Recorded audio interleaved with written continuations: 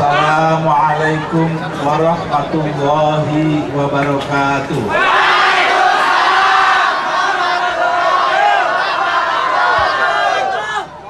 Saudara-saudara sebangsa dan setanah air,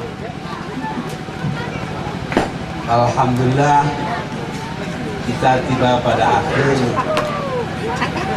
pertemuan kita, yaitu pertemuan budaya Nusantara.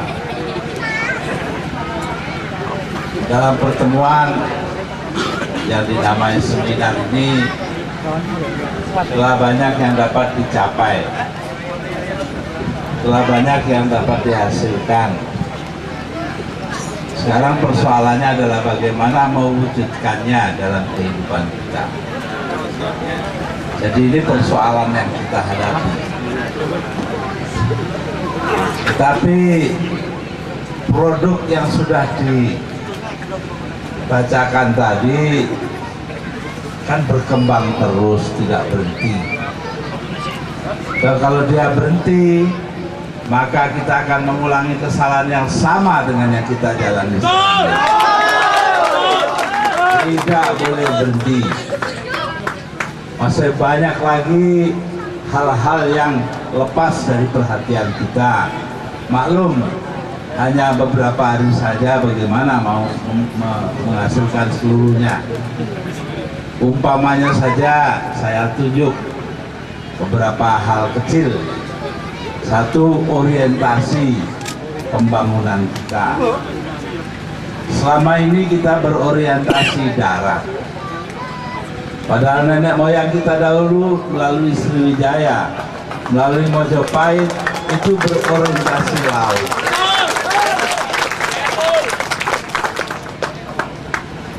Lalu datanglah Sultan Agung Hanyokrokusumo dari dinasti Mataram.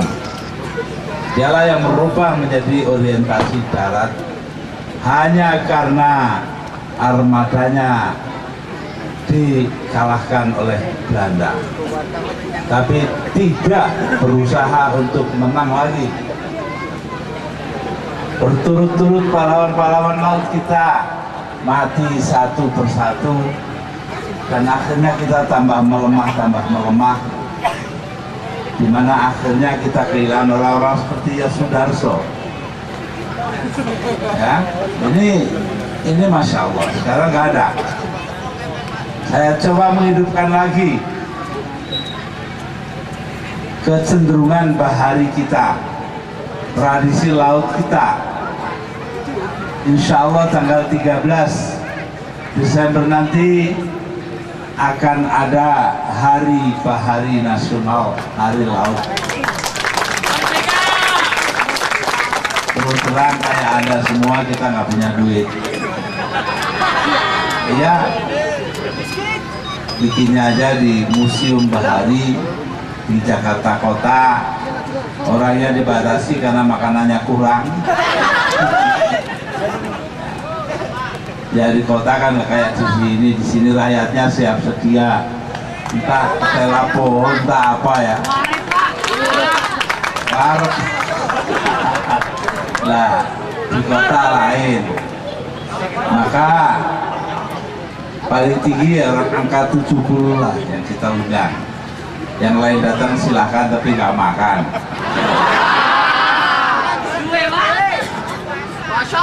Tujuannya sederhana aja,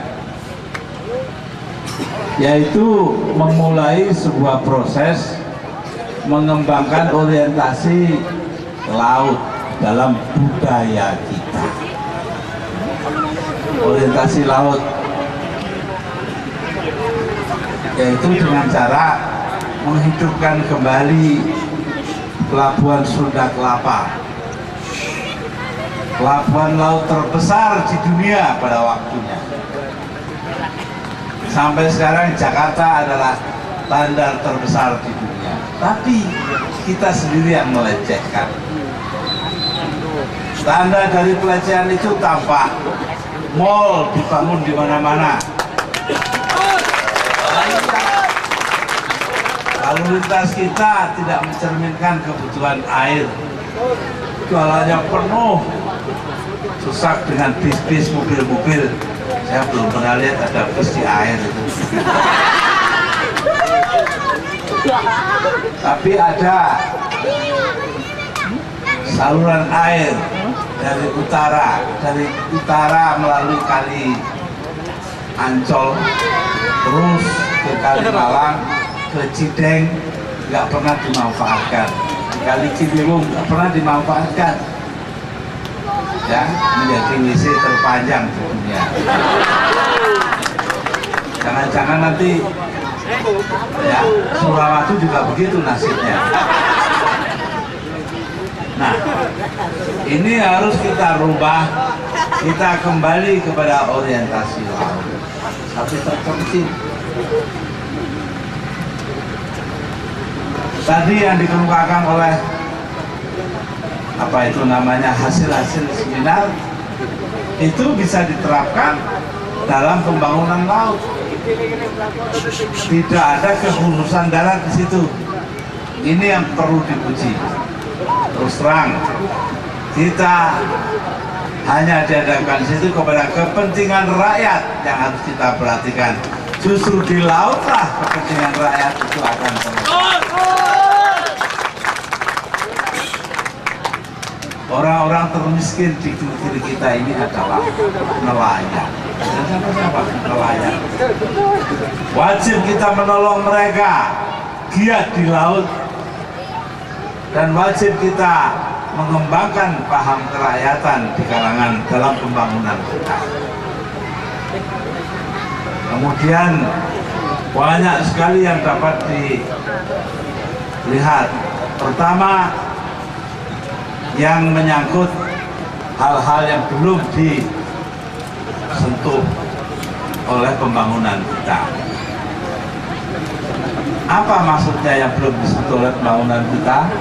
Jelas sekali bahwa pembangunan kita ini tidak mementingkan sebagaimana dikatakan tadi oleh hasil seminar. Kesehatan umum di kita ini hampir-hampir tidak berfungsi. Kalau nggak punya uang nggak jalan. Padahal itu bisa negara melarat pun bisa kalau mau. Di Kuba, negara yang miskin, lebih miskin dari Indonesia, itu kesehatan umumnya paling baik di dunia. Pelayanan kepada kesehatan umum jauh lebih baik dari siapapun. Kita mencoba menjadi Amerika Serikat, semua serba bayar. Ini nggak bisa diterus-teruskan. Kedua, pendidikan. Pendidikan juga demikian sekarang perlahan-lahan mulai digerogoti oleh uang. Ya memang pendidikan itu mahal, siapa katakan tidak mahal. Karena itu yang dipikirkan haruslah bagaimana meningkatkan penghasilan pemerintah sehingga cukup untuk pendidikan yang bermutu. Ini bukannya mencari pendidikan serba murah. Nah, ada menteri yang dulu memutuskan sebuah buku dipakai untuk 5 tahun, bukan hanya setahun. Bukan gitu caranya, Mas. Ada menteri kok goblok. Yang mestinya apa? Mestinya itu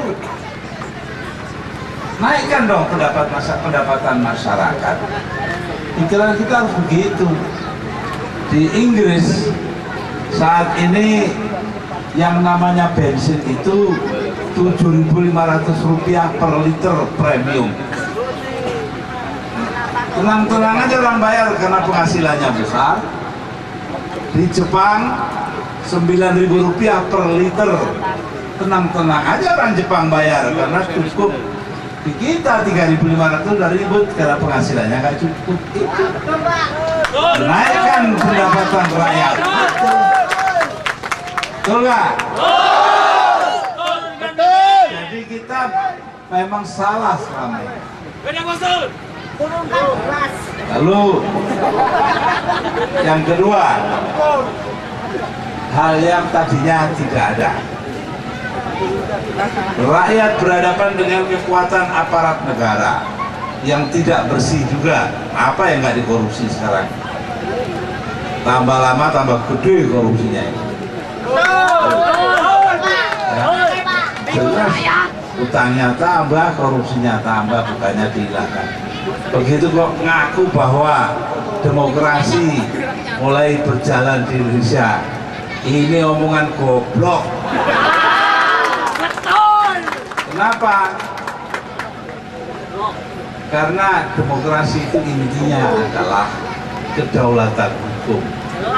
Nah, selama di kita orang korupsi, orang melanggar hukum dan sebagainya tidak diapa-apakan, maka selama itu pula tidak ada demokrasi. Percuma aja ngomong demokrasi, percuma.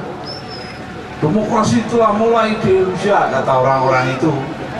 Alah, teman-teman baca mas, ikut-ikutan nggak ngerti urusannya. Daripada ikut-ikutan zamannya Soeharto, hanya karena ada MPR, ada DPR, ada Mahkamah Agung, ada Presiden, ada BPK, ada legislasi, itu dianggap sudah demokratis. Itu adalah lembaganya, tapi tradisi demokrasinya nggak ada. Ini yang harus dimulai oleh pemerintah, membuat tradisi demokrasi ini. Jadi karena itu ya kita harus sadar betul akan hal ini. Sini tidak boleh ada pendapat berbeda. Malah sekarang ini terus terang saja begitu rupa kritikan sudah nggak didengar lagi. Kemarin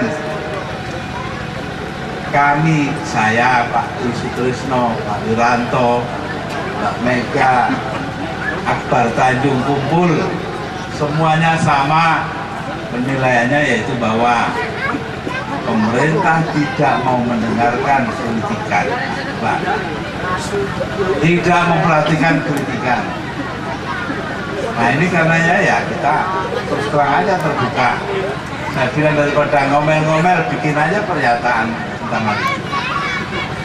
Nah, jadi ini contoh-contoh daripada apa yang dapat diperbuat, bukan hanya sekedar masalah-masalah teknis saja. Masalah teknis itu diisikan kepada hal-hal pokok yang saya katakan tadi.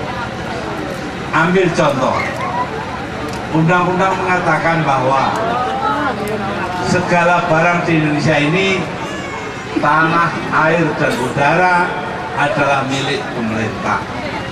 Akibatnya jelas. Ketika minyak diketemukan, ketika gas diperoleh, ketika tambang dapat, itu semua menjadi miliknya negara. Artinya miliknya para pejabat. Dikelola, lalu pejabat itulah yang menikmati. Rakyatnya ngaplo. Betul kan? Tinggal duding aja. Oh ini punya negara, dibayar aja tidak pantas, nggak pantas. Ini harus ada perubahan anggaran undang-undang dasar mengenai soal ini, yaitu bahwa pemikiran-pemikiran yang kerakyatan itu kita belajar dari kenyataan, tidak dilahirkan dari pemilikan negara, tapi justru dari pemilikan rakyat. Inilah. Nah, pertanian juga demikian. Tadi ada keluhan betapa orang sudah tidak mau lagi ke profesi pertanian. Ya, pertanian sudah tambah lama tambah susut terangnya. Ingin dikembalikan. Menurut saya itu impian. Nggak usah jauh-jauh. Bapak saya itu tani, mbah saya tani. ada tanahnya, apalagi yang nggak punya, yang ada aja nggak mau balik ke sana. Jadi apalagi ada sistem bagi waris yang mengeping-ngeping tanah, tambah lama tambah sedikit, tambah lama tambah sedikit. Sekarang ini rata-rata di Pulau Jawa yang berisi kira-kira 120 juta manusia Indonesia, itu para petani mempunyai, ya katakanlah rata-rata 0,3 hektar per keluarga. Bayangkan itu 0,3 hektar per keluarga. Di tempat lain, wah banyak dengan teknologi yang maju, sawahnya juga luas, ya pantas kalau kaya raya. Di sini ya melarat semua. Udah hitam mukanya nggak karu-karuan gitu, 50 tahun di sawah, pergi kemana? Pergi haji, ya, sudah tua, bungkuk. Iya, nah ini uangnya habis, sekali jalan habis. Nah, begitu aja bangsa kita, karena itu perintah agama masih dilaksanakan dengan rajin, sangat hemat, sehingga akhirnya kesehatannya terganggu karena hematnya. Ini itu namanya shared poverty, kemiskinan yang dirasakan bersama. Iya, ini ada para antropolog itu mengatakan Clifford Geertz dan lain-lain, shared poverty, kemelaratan yang ditanggung bersama. Ini harus ditinjau kembali, tinjau ulang. Kalau menurut pendapat saya ya dirubah undang-undang dasarnya soal ini. Tapi yang tidak, yang mengenai hal yang permanen, yaitu kewajiban negara terhadap rakyat, pendidikan, kesehatan, dan sebagainya. Nah, saudara-saudara, ini jelas bahwa masih banyak yang harus kita perbuat, masih banyak yang harus kita lakukan. Bagaimana caranya kita dapat melakukan kata-kata pembangunan yang benar?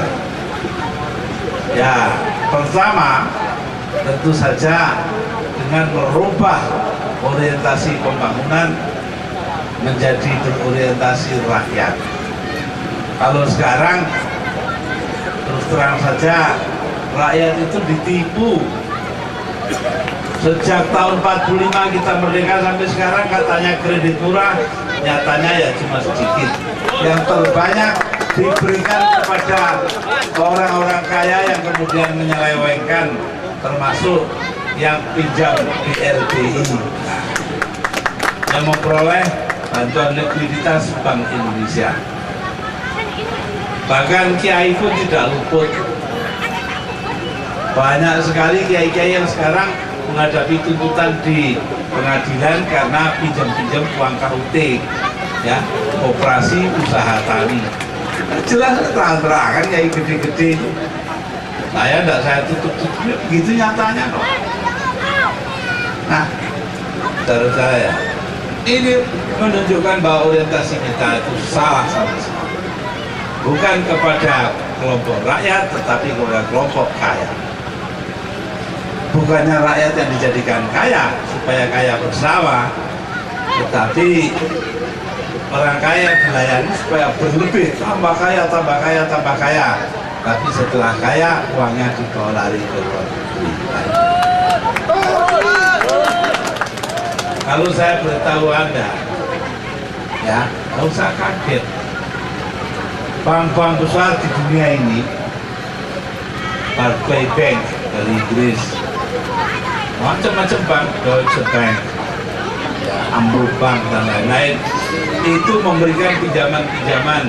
Saya tanya kepada mereka, loh, Anda kok bisa kasih pinjaman begini, uangnya numpuk dipinjamkan orang Indonesia? Loh, kita dulu pinjamnya dari Indonesia, Mas. Ya. Jadilah itulah. karena kita membiarkan semuanya disedot oleh sejumlah orang-orang, ya, yang akhirnya kaya raya, uangnya dibawa keluar, di luar menjadi diputar oleh bank, banknya menjadi kaya, orangnya yang kaya juga, akhirnya rakyatnya yang tambah miskin, bukan miskin saja, tapi terjadi proses pemiskinan. Artinya tambah lama tambah miskin. Nah inilah saudara-saudara yang harus kita lawan, yang harus kita atasi. Bagaimana caranya? Ya itu nanti segala akal kita keluarkan untuk itu. Ya bisa ya dengan nyanyian kayak Mas Franky, ada lagi yang cuma tepuk-tepuk, nggak apa-apa, saya dengan seminar, ada dengan penelitian dan seterusnya, ya, ada yang ngarang dan sebagainya. Nah inilah saudara-saudara apa yang harus kita berbuat di masa yang akan datang. Kita tidak boleh ikut orang lain.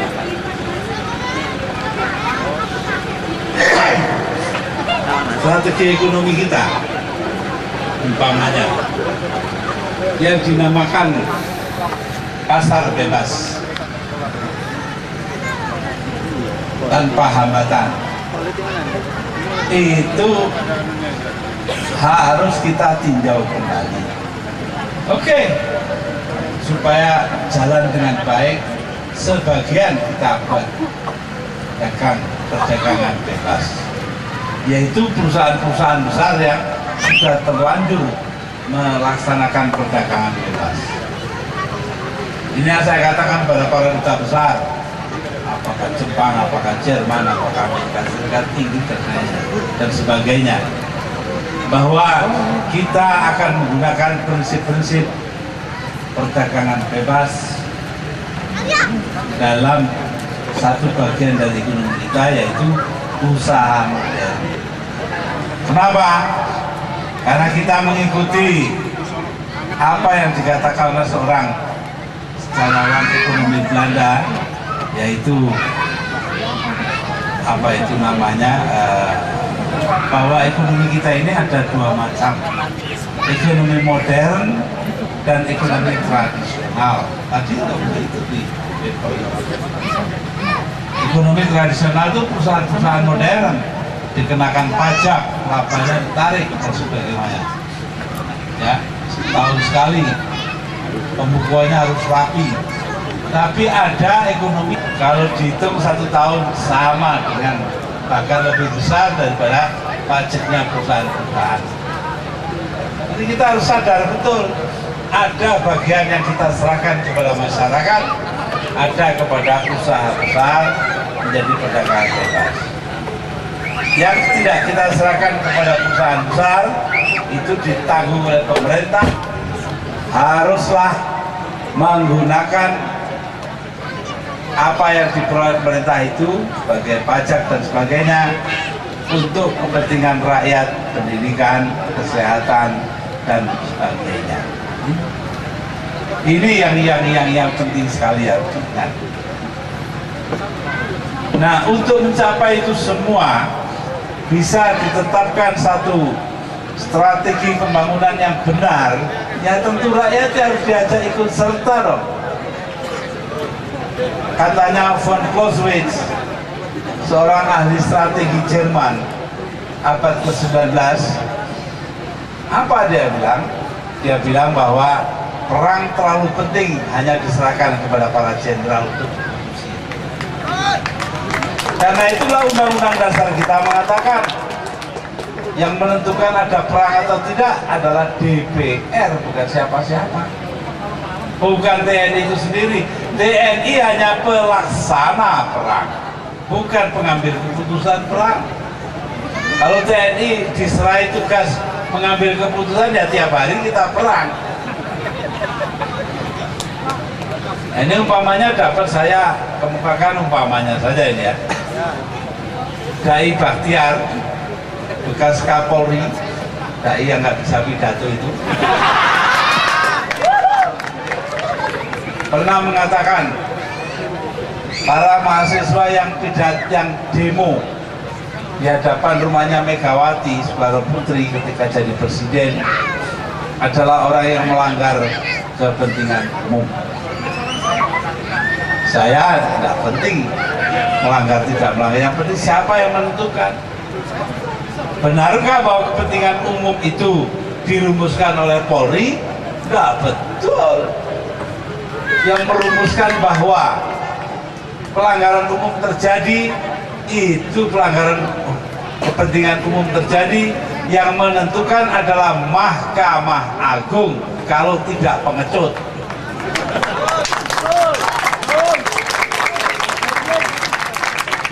Oh iya, kalau nggak pengecut begitu. Itu hak dia, kalau diambil orang kok diem aja, itu gimana ya? Nah, bayangkan kalau sudah Mahkamah Agung nggak ngerti hukum, ya terus yang lain gimana?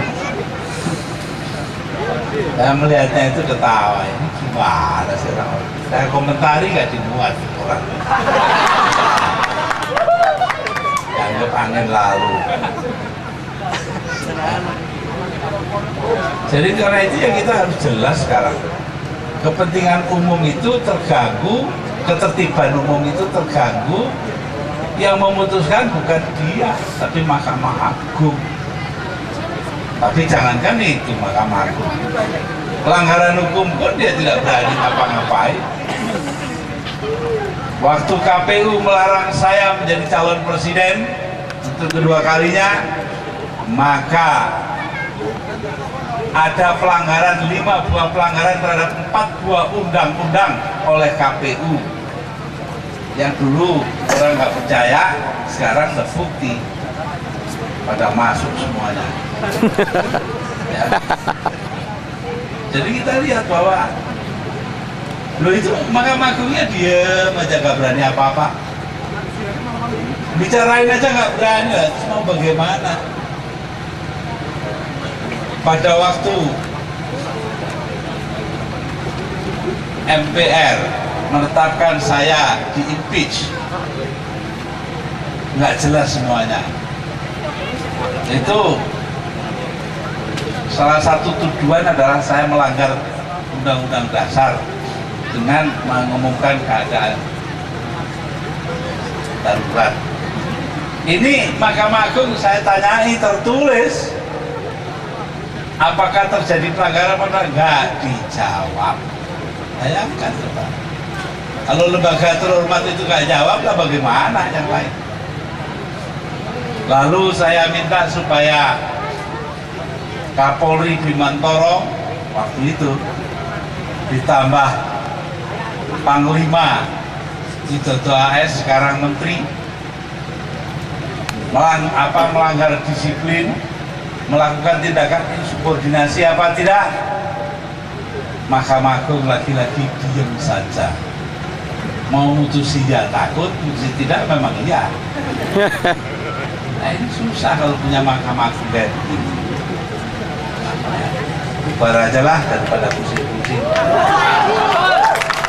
daripada dibubarin rakyat. Kalau saya, pendirian saya gitu, kalau terlalu lama dibiarkan lama-lama rakyat marah, bisa nggak ada yang suruh, bisa ngamuk. Nah kalau kebetulan orang kayak saya itu yang terkena, ya nggak apa-apa, nggak ngajak rakyat, nggak marah. Pikiran saya, orang goblok ya biar aja lah. Nanti kan itu ketahuan sendiri dalam sejarah. Nah kalau rakyat nggak sabaran gimana coba? Bisa nuntut pada rakyat, rakyatnya marah. Sekarang aja itu saya di mana-mana dengar rakyat itu marah gara-gara BBM dinaikkan oleh Yusuf Kala. Yusuf Kala Jeping.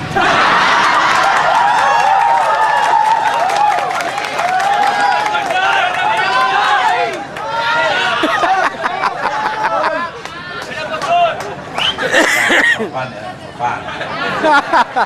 Panggil aja Van der Kala. Kenapa dibilang Van der Kala?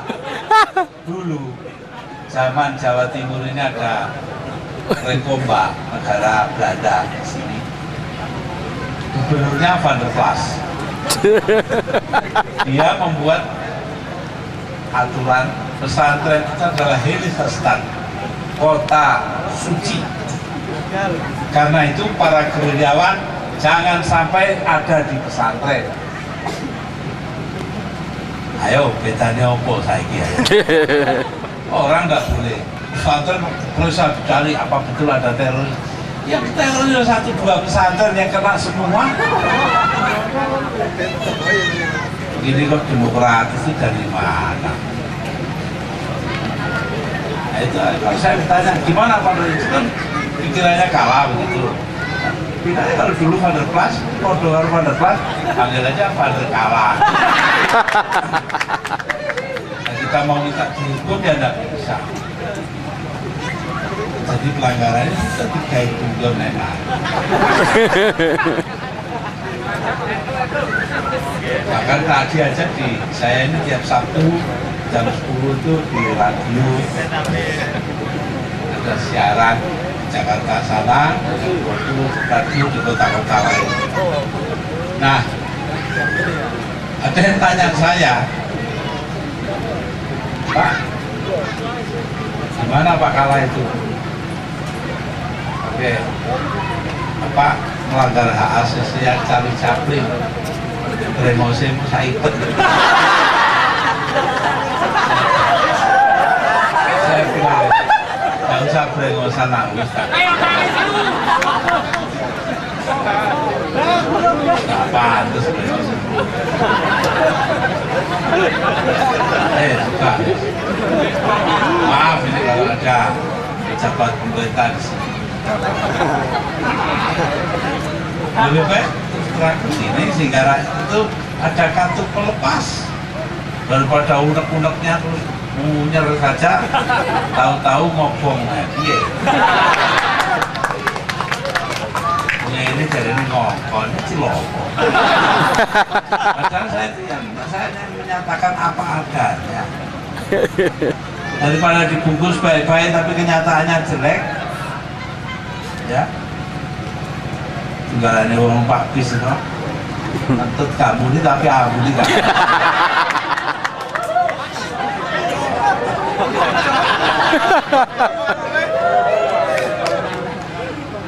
Jadi karena itu para hadirin dan hadirat, saudara-saudara semua, saya merasa bangga bahwa dialog budaya, seminar budaya telah berakhir dan dengan keputusan-keputusan yang menunjukkan orientasi kerakyatan yang kuat. Baik sekali. Nah, kita tinggal lihat apakah hal ini bisa kita laksanakan apa tidak.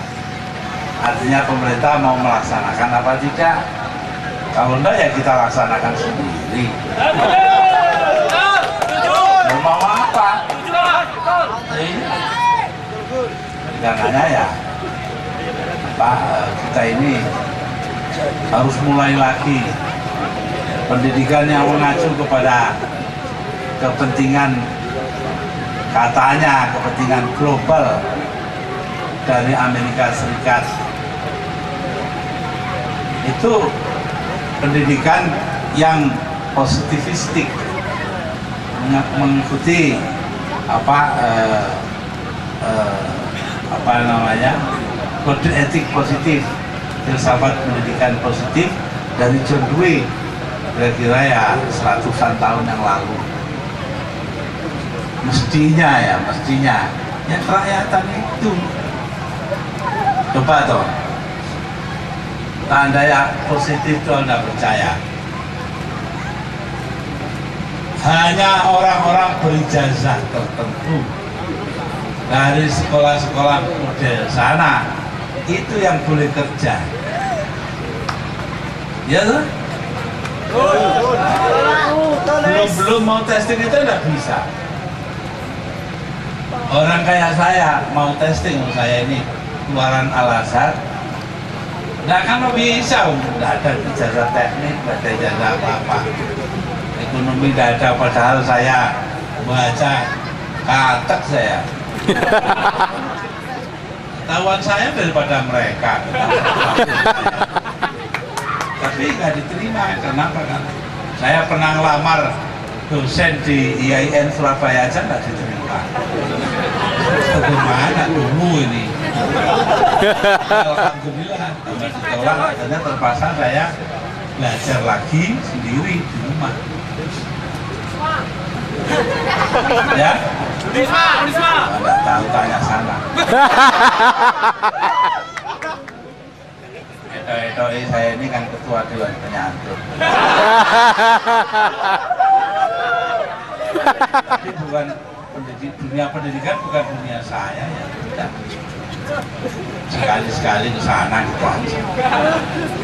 Nah, itulah cara saya merasa gembira dengan adanya seminar kali ini yang jelas-jelas menunjukkan bahwa orientasi Anda adalah orientasi kerakyatan, bukannya orientasi yang menamakan dirinya modern, yang menamakan dirinya pembaruan, yang menamakan apa saja lah.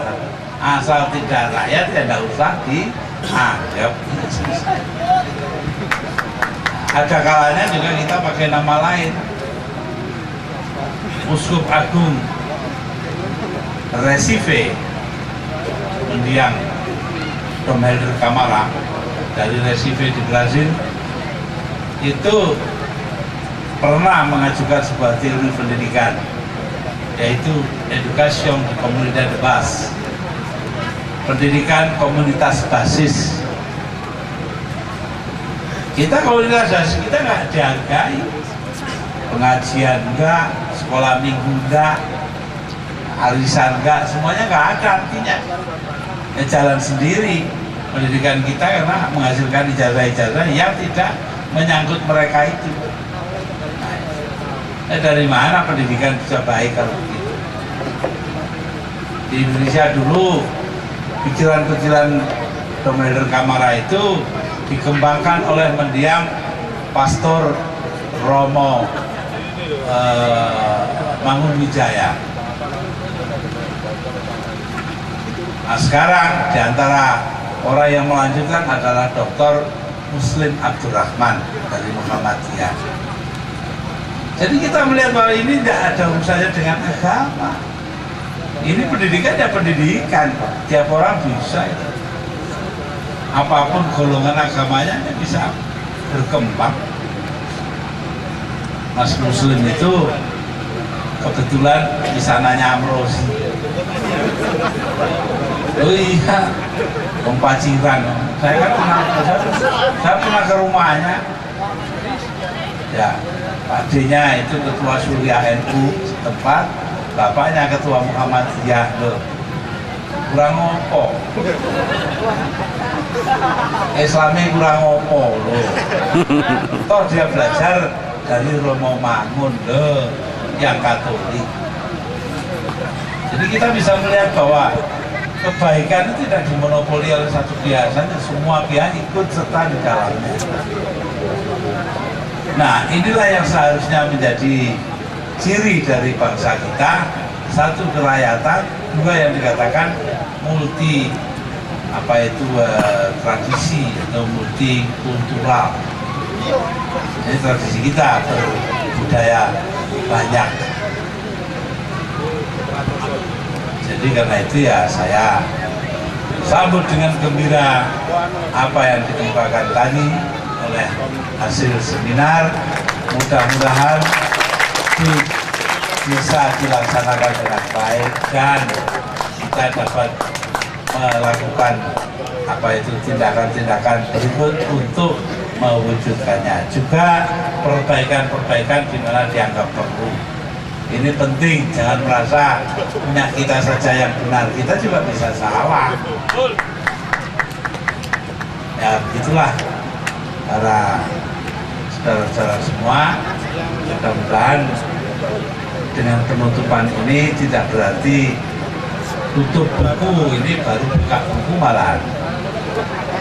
Yaitu dengan modal yang kita dapat dari seminar ini, kita maju ke depan terus untuk menjadi apa itu namanya, angkatan baru yang akan mewujudkan arti kemerdekaan lebih penuh lagi daripada dari masa-masa lampau.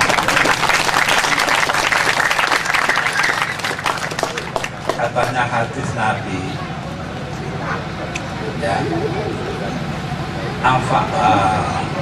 khairun nas anfa'uhum linnas. Sebaik-baik manusia itu yang paling bermanfaat untuk orang lain. Loh, itu Anda telah bermanfaat untuk bangsa ini. Itu harus bangga kita. Itu yang kita pegang. Jadi asas manfaat itu kita pegang teguh, bahwa kita ini bermanfaat bagi yang lain. Penting. Yang selain saya itu ya ada artinya sendiri, ya agama ya bukan itu toh ya. Ada juga lain-lainnya, tapi ya yang terpenting adalah bahwa kita sudah memulai dari satu titik, kita harus kembangkan terus. Itulah para hadirat, selamat berseminar dan mudah-mudahan hasil ini akan terus-menerus mendorong kita ke arah masa depan yang lebih baik. Katanya seorang penyair Arab, ya, Rafa ibn Abad, ini dandang Arab ini. Walastu bihalal ittila'i maqfatan walakin mata yastarfidil qawm al-idi. Aku bukan orang yang bersembunyi di balik gentong karena ketakutan. Gentong itu kan biasanya taruh di belakang di dapur. Ini masih di belakangnya sembunyi loh. Walakin mata yastarfidil qawm al-idi. Tapi ketika kaumku minta tolong, akan selalu tolong. Ini pegangan kita. Umat atau bangsa kita sedang membutuhkan pertolongan kita untuk meluruskan orientasinya. Ini sesuai dengan apa yang dibawakan oleh penyair lain yang tidak kita ketahui namanya sekarang. Walatat kaummu kayabna Adam bakia wa nasu haulaka yadhakun nasurura waj'al li nafsika an takuna idza bakau fi yaumi mautika dhahikan masrura. Ibumu melahirkan engkau, wahai anak Adam. Ketika itu engkau menangis. Bayi lahir kan nangis, maka